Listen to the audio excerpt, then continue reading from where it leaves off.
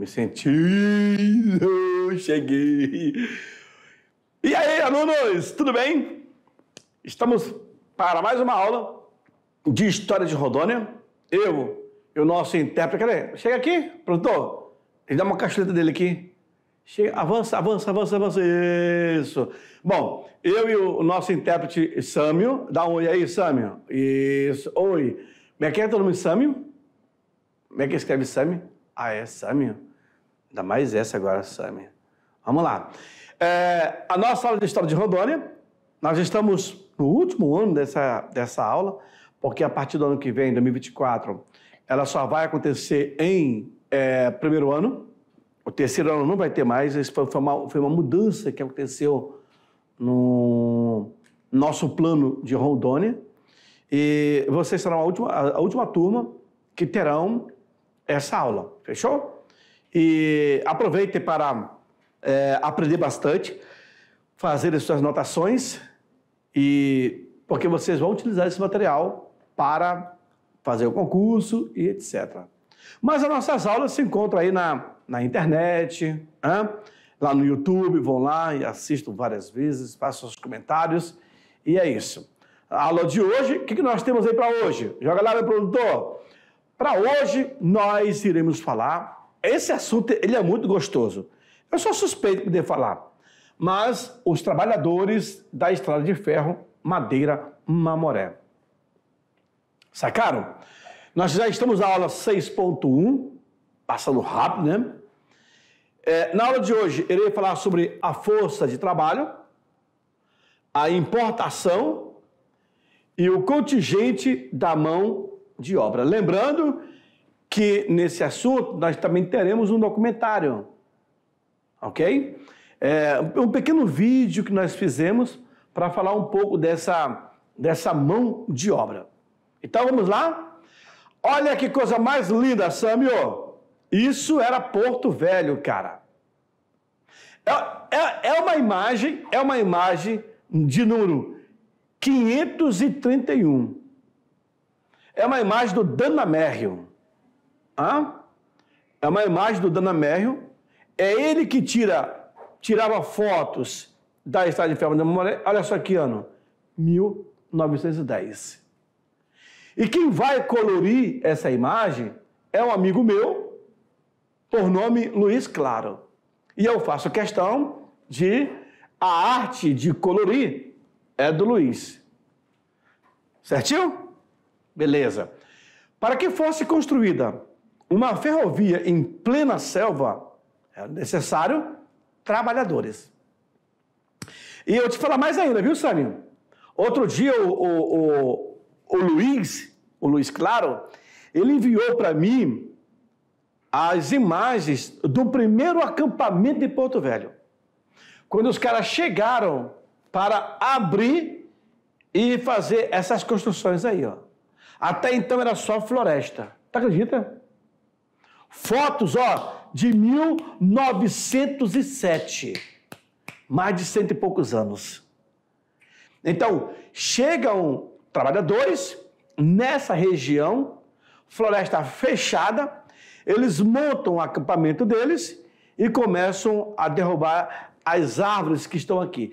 E aqui vai surgir a cidade de Porto Velho. Tudo bem? Vamos lá. Na Amazônia, durante o auge da borracha, todo o insuficiente volume de mão de obra estava alocada na produção do látex. O que tu quer dizer com isso, professor? Muito simples. Os trabalhadores, eles estavam trabalhando na extração do látex. Então, eu não tinha trabalhadores para trabalharem na construção da estrada de ferro. E agora? Bom, vou ter que fazer uma campanha. Trazer esse povo de fora, de outros estados, ou quem sabe de outros países. A princípio, eles virão de outros estados, mas era pouco o contingente. E, com o tempo, trouxeram de várias partes do mundo, para mais de 50 nacionalidades. Aluno, preste bem atenção, olha só essa imagem. Olha como ele se vestiu na época. Essa imagem ela foi colorida pelo Luiz Claro. Olha as enfermeiras. Cara, era a coisa mais chique você se vestir assim. O chapéu era indispensável para os homens. E sempre um terno de linho, engomado, para ficar bem tesão assim no corpo. Tá? Aqui, eles atenderam um índio caripuna, que inclusive, acho que ele perdeu um pé, esse índio, que tem uma doença. Aqui eles estão no Hospital da Candelária, essa região. Certinho? É bonito assim você ver uma imagem antiga. Imagine que ela era antiga, preto e branco, toda suja. O cara conseguiu limpar e colorir. Isso é Porto Velho. O aliciamento da mão de obra em outras regiões do Brasil, principalmente no Nordeste, que na Amazônia, preso ao endividamento, se via impossibilitado de escolher outra ocupação. Então, para cá, para a Amazônia, eu já tinha tido aí outros momentos que houve essa imigração. Lá no século XIX, já tinha gente daqui da Amazônia, do Nordeste da Amazônia, cortando látex, que era o primeiro ciclo da borracha. O primeiro ciclo vai até 1914, quando começa a guerra. O segundo ciclo vai de 39 até 45, Segunda Guerra Mundial. Porém, olha só, os nordestinos, os trabalhadores nordestinos que vieram para a Amazônia, eles estavam preso, endividado, aonde? Na extração do látex. Então, estava impossibilitado de escolher uma outra ocupação. Percebe? Bom, deixa eu apagar aqui para nós fazermos a leitura dessa... Essa imagem é muito bonita, rapaz. Olha, eu literalmente, eu gosto. Olha essa imagem aqui, aluno. Isso aí é o famoso trem pagador e também consultório médico ambulante. Eles utilizavam esse instrumento aqui, é um carro, na verdade, para poder ir até onde os trabalhadores estavam. Observe o que o médico está fazendo aqui. Está verificando se esse camarada está com dente podre, ou está doendo o dente, está dando remédio para ele. Na verdade, o médico está consultando. Porque era muito comum o cara contrair doença aí. Tifo, febre amarela, cólera, malária, tudo que vocês pensaram. Então, da mesma forma que eu podia usar essa estrutura aqui para fazer o pagamento dos trabalhadores, eu também fazia para a consulta. Então, esse aqui é o médico itinerante. Fechou? Tais fatores dificultavam o recrutamento local de um contingente de trabalhadores que fosse suficiente para a construção da ferrovia. Tu está entendendo a dificuldade que existia? Imagine, aluno, faça uma reflexão. Feche os olhos e observe. Você está em plena selva amazônica, início do século XX. Quem é que vai querer vir para cá para trabalhar na construção? Pouquíssimas pessoas. Pouquíssimas mesmo. Então, os poucos que vão vir para cá ainda vão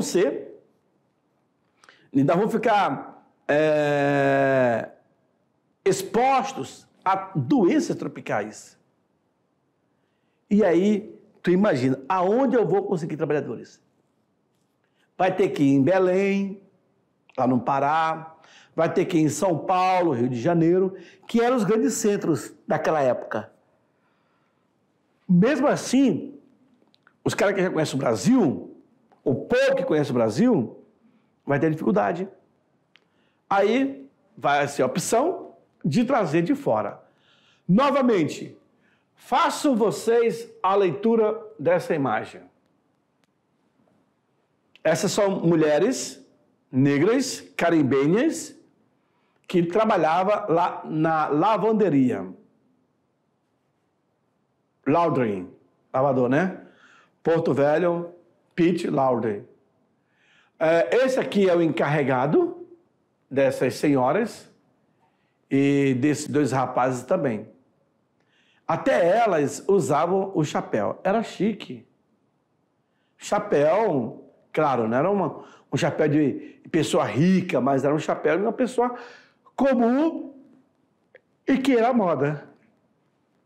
Olha a vestimenta, roupa lá embaixo mesmo. Não tinha negócio de calça para mulher, não. Mulher era a roupona mesmo, era a saia.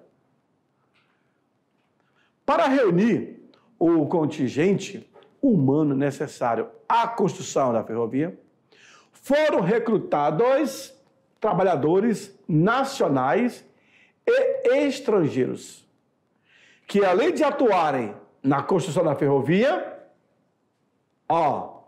vão ter que ir para outro canto. Então, isso daqui é uma britadeira. Eles estão fazendo o concreto para jogar na cabeceira das pontes. Olha como é que eram os trabalhadores daquela época. Percebes aí? Sempre com o chapéu na cabeça. Todas essas fotos é do fotógrafo daquela época, conhecido como Dana Merrill. Esse cara tem milhares de fotos. Ele que vai presenciar naquele momento a construção da ferrovia. O grupo de Farquhar tentou inicialmente a importação, como era chamado o processo de captação de mão de obra naquela época, né? Desses trabalhadores espanhóis que, inclusive, haviam servido a construção da estrada de ferro lá em Cuba. Por que Farquhar fez isso? Porque os caras já tinham uma certa experiência. Então, por que não trazer eles? Observe que aqui eu tenho uma bandeira, aqui eu tenho uma outra bandeira. Então, nós temos, se não me engano, essa locomotiva aí é uma bandeira, uma bandeira alemã. Mas é isso mesmo, uma bandeira alemã vermelha? Tem vermelha, verde e amarela? A bandeira da alemã? O que tu acha, Samir? Tem não? Sabe não, né? Mas nós temos locomotivas, eu não sei se a 18 é alemã. Nós temos locomotiva alemã, americana e inglesa. 3 tipos de locomotivas aqui. Possivelmente a 18 é alemã. Bom, aqui, claro, vamos colocar na década de 60 ou 70 que foi feita essa imagem dessa galera aí. A divulgação dos perigos, olha aí, tá vendo? Por que não conseguiram cooptar trabalhadores dentro do Brasil? Porque sabia. O pouco que conhecia sobre a floresta. A divulgação dos perigos e da insalubridade da região do Madeira teria afugentado os primeiros trabalhadores. Quem é que vai vir para cá? Olha só a posição desses homens. Mesmo estando na floresta, não abriam mão da gravata ou da borboleta. Mas todos eles, todos usam chapéus. E aqui, o cara sempre registrando tudo que acontecia. Certinho? Olha a bota do cara aí. Isso aqui era para proteger de picada de cobra. E um dado que chama atenção é isso daqui, ó. Todos eles tinham, esse daqui, ó. Um revólver na cintura. Para quê? Para meter bala no indígena que aparecesse. Aqui tinha muito índio na época. E eles vão espantando. Show? O capitão Walter Dudley, ele propôs a ideia de aliciar nativos da colônia inglesa da América Central, ali no Caribe. Observe como eles faziam. Abriu o picadão, uma turma abriu o picadão, o outro fazia a limpeza do local, e aí começavam a organizar os dormentes, isso aqui é dormente, para depois vir o trilho. Olha o trabalho que dava. Isso aí é trabalho manual. Incrível, né? A vantagem da atração, em que muitos já haviam adquirido experiência, na construção da ferrovia, lá no Canal do Panamá, a região de origem. Né? Aqui, observa, é a farmácia da Estrada de Ferro. Vem para mim aqui, não me coloca aqui nessa imagem. Eu quero te dizer, aluno, eu quero te dizer o seguinte, preste bem atenção nessa imagem. É uma farmácia. O cara aqui está com o mosquiteiro, ele está com o mosquiteiro levantado. Quando chega às 6 horas, ele só baixa e vai dormir. Mas aí, paralelo à construção da Estrada de Ferro Madeira-Mamoré, que começa em 1907 e conclui em 1912, eu também tenho, em 1907, a expedição do Marechal Rondon, que interliga o Mato Grosso a Santo Antônio. A expedição do Rondon foram 3 anos, 1907, 1908 e 1909. Rondon traz a linha telegráfica para Santo Antônio. Com qual propósito? De tirar a região do isolamento. Só que, quando a linha telegráfica do Rondon chega em Santo Antônio, ela já estava obsoleta. Como assim, professor? Já estava ultrapassada. Porque a Madeira-Mamoré, já possuía aqui, telefone. Olha o telefone, o cara conversando. A estrada de ferro Madeira-Mamoré já possuía essa comunicação. Quando o telégrafo chega, para tirar do isolamento. Abre a imagem na tela. Abre a imagem. Pode abrir a imagem. Vamos lá. Não, mentira da tela. Mentira da tela. Ao vivo é assim mesmo. Ao vivo é assim mesmo. Joga na tela para mim, joga na tela. Vamos lá. Joga na tela. Ai, meu produtor. Continuando, vamos lá. Vem para mim aqui. Só volta para mim. Ali na tela, joga na tela.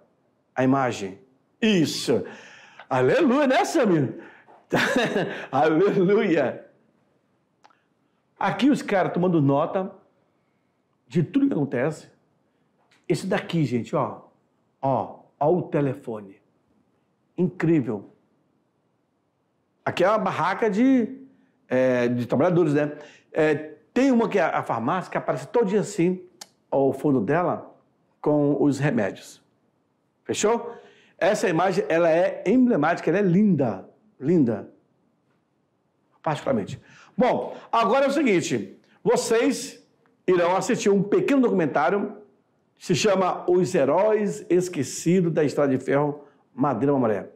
Assiste aí, daqui a pouco eu volto.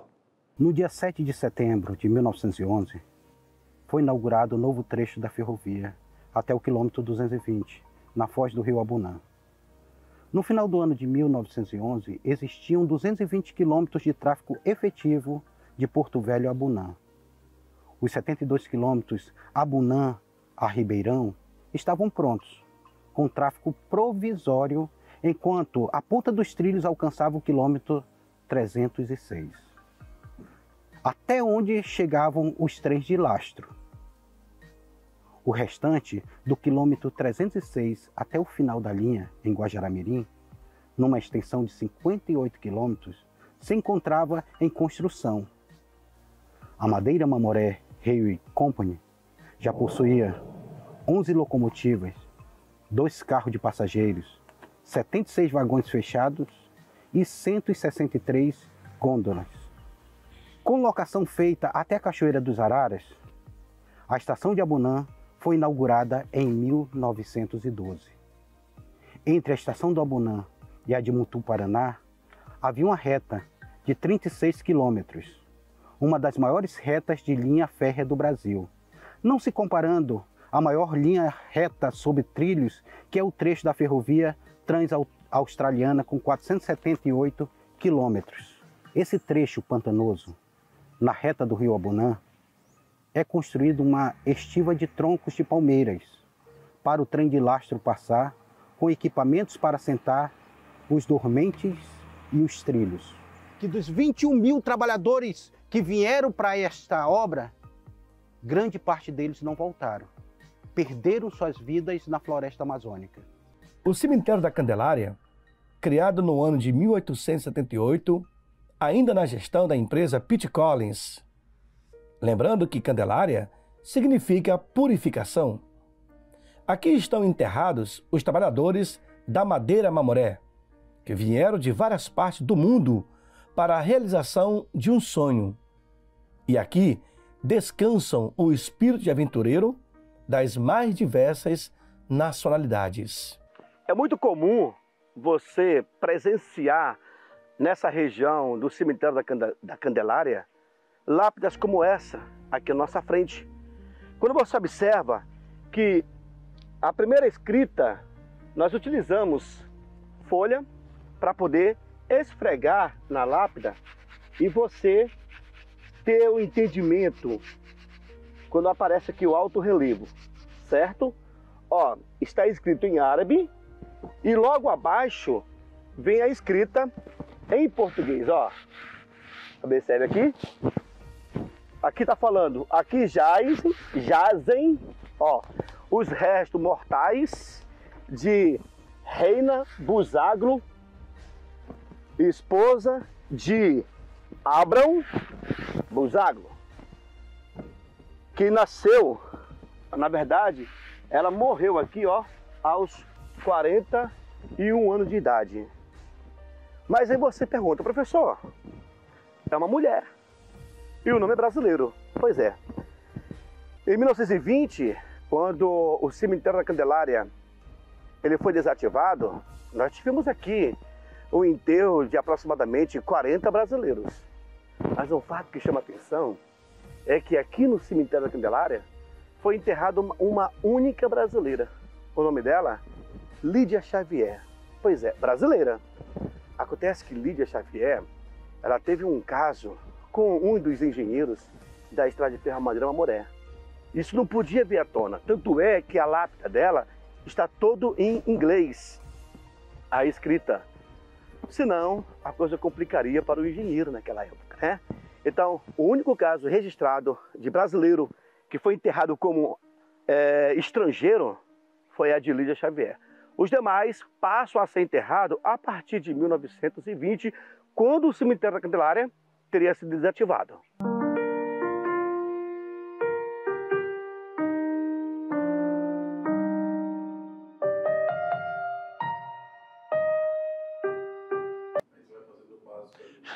Massa, né? Muito massa. Nossa.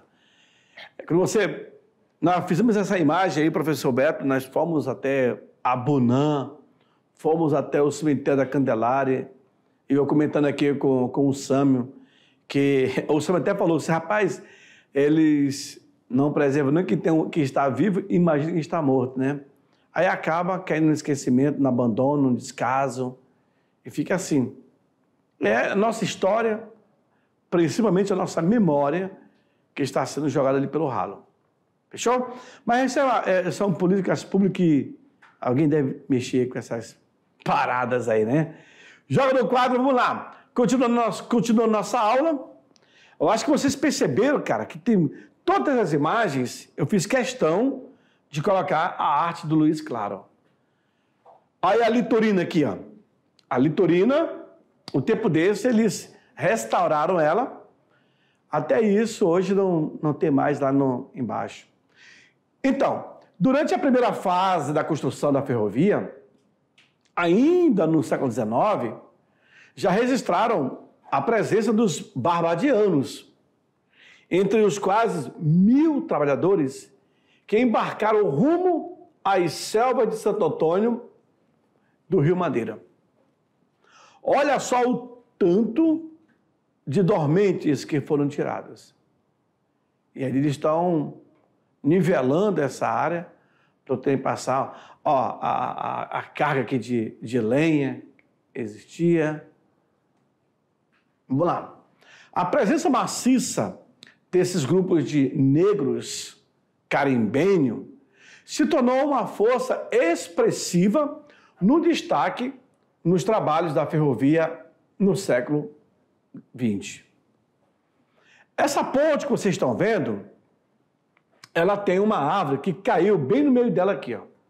Eles já tiraram a árvore e agora eles estão tentando recuperar. Certinho?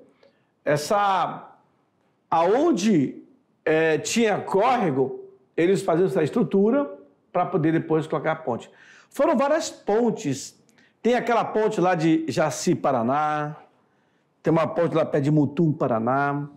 Ali do Caracol. São vários pontos que possuem essa estrutura, né? Essa memória. Inclusive lá de Jaci, eles levantaram, altearam ela para que a água pudesse vir detonar, né? Aí você não tem a presença de máquinas.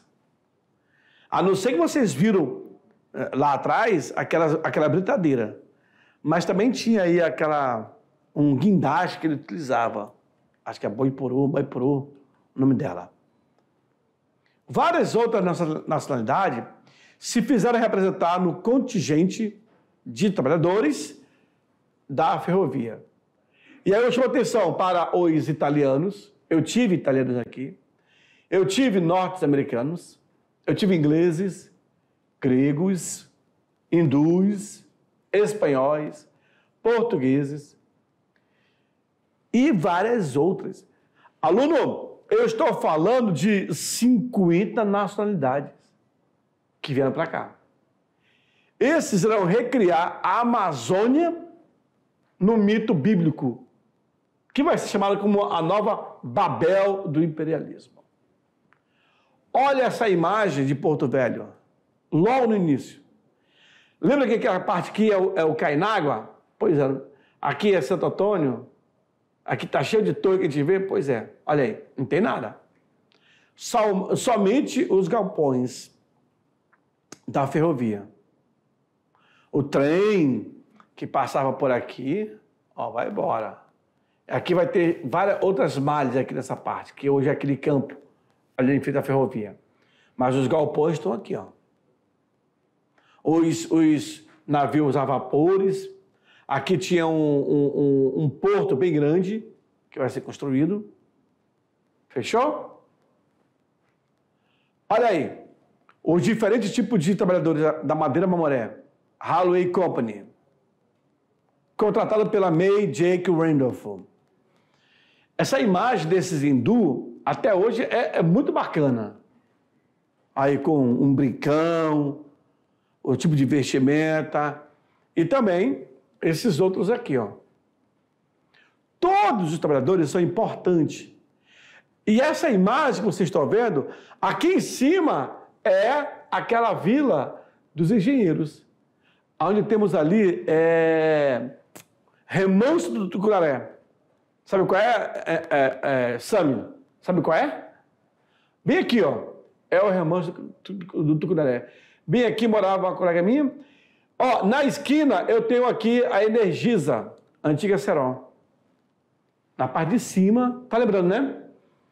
Eu vejo por causa disso aqui, ó. Isso aqui, ó. Essa parte alta aqui. Fechou? Na Amazônia, predominou o conjunto de operários caribenhos, procedentes de diversas nacionalidades centro-americanas, ali daquela região de Barbados, Trindade, Jamaica, Santa Lúcia, Martinica, São Vicente, Guianas, Granadas e outras ilhas das Antilhas. Esses negros, de formação protestante e com o idioma inglês, eram de forma geral denominados de barbadianos. Olha o tanto de locomotiva que nós temos aí. Eu tenho uma, duas, três, quatro, cinco, tenho várias. Essa imagem é de 1910. Eu tinha a locomotiva 17, a 11, a 4, 49, e assim por diante. Eram muita locomotiva. E todas elas serão vendidas como sucata. Aqui, o que vocês estão vendo, deixa eu apagar. Aqui o que vocês estão vendo é a rotunda. Só existiam duas rotundas dessa no mundo. Uma em Londres e a outra em Porto Velho. Incrível, né? Mas essa rotunda, ela girava e, ó, essa parte aqui ficaria bem aqui, ó, para esse trem sair. Ou para esse outro trem sair. E girava. Sabe onde eu vi uma dessa aqui, Samil? Lá em São João del Rei. Assim, existe um galpão com várias locomotivas e com várias entradas. Muito bonito, cara. Ela vem, fica até aqui no meio, aí você gira para qualquer canto. Certinho? Mas, trabalhadores, veja aí, talvez coreanos, japoneses ou chineses, o olho é oriental, mas o chapéu não abria mão. E todos os sapatos, né? Naquela época era sapato, não era botina não, era sapato mesmo. Eu acho que o Luiz Claro, ele esqueceu de colorir aqui, ó, a ponta desse sapato, sabia? Faltou, né, Samir? Faltou. Porque ele coloriu, mesmo estando na sombra, faltou. Para você ver a arte, né? Conforme Manuel Rodrigues Ferreira, o autor da obra chamada A Ferrovia do Diabo, foi importado durante o ano de 1910, 1.636 brasileiros, junto com portugueses, 2.211 antilhanos e barbadianos, 1.450 espanhóis e mais 299 pessoas de nacionalidade desconhecidas, totalizando aí um total de 5.596 trabalhadores não qualificados. Olha só as embarcações que atracavam aqui naquela época. Lobo da Almada, Augusto Montenegro, Chata Cuiabá, eram as embarcações a vapores. Certo? Veja aí o trabalho.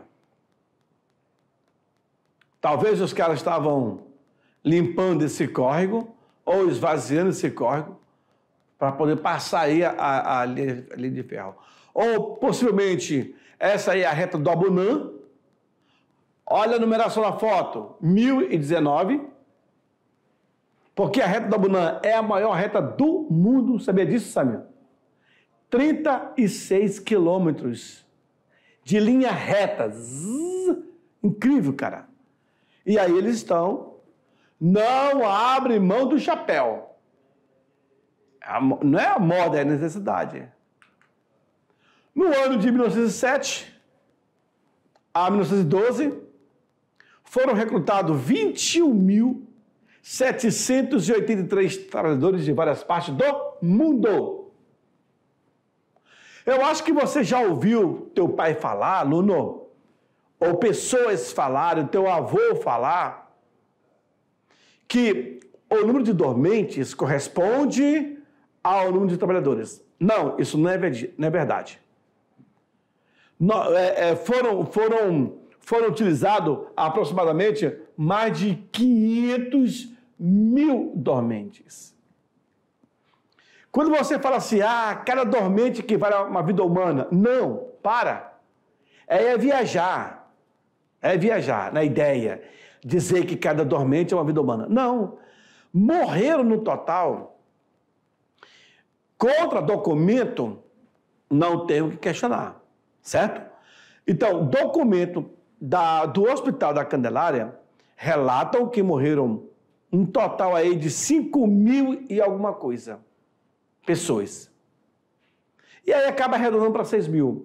Porque tem aqueles que saíram doentes e vão morrer em seus estados, nos seus municípios, ou até mesmo no trajeto.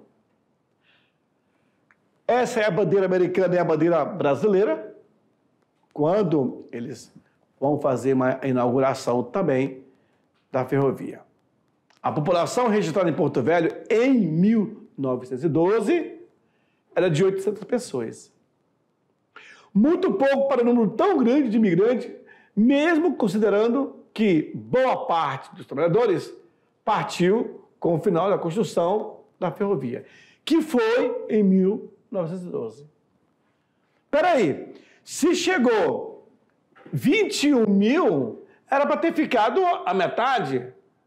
Porto Velho tinha apenas 800. Ou esse número está errado. Não, mas boa parte foram embora. Tá bom. Partindo desse ponto de vista, em meio à euforia da borracha, contingentes de vários de operários construíram um dos maiores marcos da modernidade da Amazônia. Mesmo estando no primeiro ciclo da borracha, eles conseguiram fazer isso. A Madeira Mamoré foi a representação máxima da tecnologia e da civilização. Ela deveria estabelecer e viabilizar as práticas do capitalismo, em pleno mundo encharcado da Amazônia. A Amazônia, ela foi palco de um espetáculo audacioso e, ao mesmo tempo, trágico. E os trilhos da Madeira Mamoré repousam sobre as vidas de milhares de operários, que em suas obras vieram trabalhar e aqui foram sepultados toda a sua história, toda a sua memória, todo o seu sonho. Aqui eles estão construindo uma ponte. Aqui eu tenho as britadeiras. Tá certo? E com isso, muitos trabalhadores, a grande maioria, vão morrer contraindo a malária, outros serão flechados pelos índios. Observe que aqui eu tenho um guindaste, somente isso utilizado, mas caçamba. Aluno, você passa por uma área que, assim, 10, 15 metros de altura, e tudo aquilo foi colocado no braço pelos trabalhadores. Não teve essa de máquinas trabalhando ali, não. É incrível. Quando você passa daqui até Guajará-Mirim, tem regiões que você fala assim, cara, foi a mão humana que fez isso? Foi. Tu não acredita. Incrível, incrível. Então, esses homens, olha, eu tiro o chapéu. Mas daqui a pouco eu volto para fazer a revisão e aí eu falo mais a respeito dessa parte, tá bom? Até daqui a pouquinho.